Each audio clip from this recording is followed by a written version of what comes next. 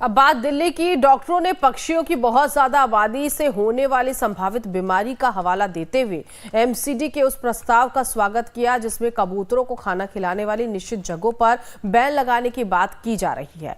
दिल्ली नगर निगम कबूतर की बीट से होने वाली बीमारी से बचने के लिए इस पर फैसला ले सकता है। रिपोर्ट देखिए। दिल्ली में डॉक्टरों ने पक्षियों की बहुत ज्यादा आबादी से होने वाली संभावित बीमारी का हवाला देते हुए एमसीडी के उस प्रस्ताव का स्वागत किया है जिसमें कबूतरों को खाना खिलाने वाली निश्चित जगहों पर बैन लगाने की बात की जा रही है। दिल्ली नगर निगम कबूतर की बीट से होने वाली बीमारियों से बचने के लिए इस पर फैसला ले सकता है। कबूतर की बीट से साल्मोनेला, ई कोली और इन्फ्लुएंजा जैसी बीमारी हो सकती है। इनसे सांस के मरीजों की दिक्कत बढ़ सकती है और एलर्जी भी हो सकती है। अगर एमसीडी के प्रस्ताव को मंजूरी मिल जाती है तो फुटपाथ और चौराहे पर जिन जगहों पर कबूतरों को दाना डाला जाता है उन्हें बंद कर दिया जाएगा। डॉक्टरों ने कबूतर की बीट से फैलने वाली उन बीमारियों के बारे में भी चिंता जताई जो भीड़ भाड़ वाले इलाकों में सांस के मरीजों की परेशानी बढ़ा सकती है। Yeah, I think the right step, and if you look at many countries, this pigeon feeding is banned.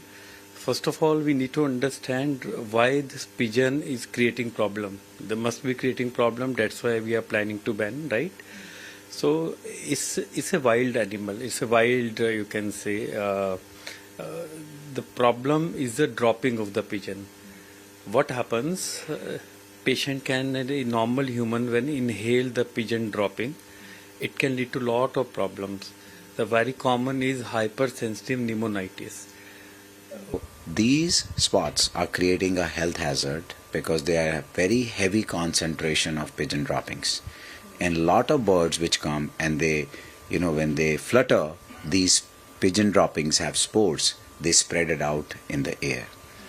These spores are concentrated with cryptococci or fungal spores. Most of them, majority are cryptococcal, histoplasma. Not only in India but worldwide they have been caught. These spores also contain bacteria and viruses. The most significant ones are the salmonella, which commonly causes diarrhea or typhoid. स्वास्थ्य समस्याओं के अलावा कबूतर की beat acidic होती है। इस वजह से ऐतिहासिक इमारतों और सरकारी इमारतों को काफी नुकसान होता है। कबूतर की बीट से गंदी हुई इमारतों को साफ कराने में एमसीडी को हर साल लाखों रुपए खर्च करने पड़ते हैं।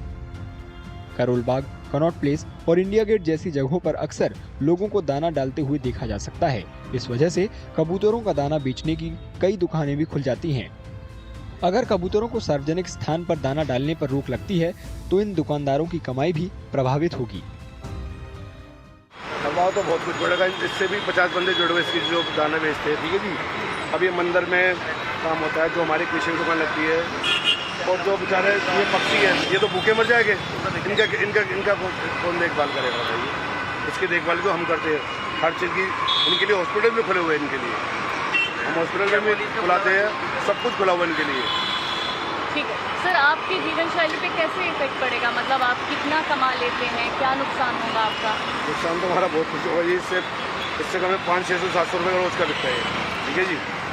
अब ये नुकसान नहीं होगा तो बताओ क्या करेगा आदमी? कबूतरों को दाना डालने वालों ने एमसीडी के प्रस्ताव पर सहमति जताते हुए साफ सफाई की जरूरत पर जोर दिया।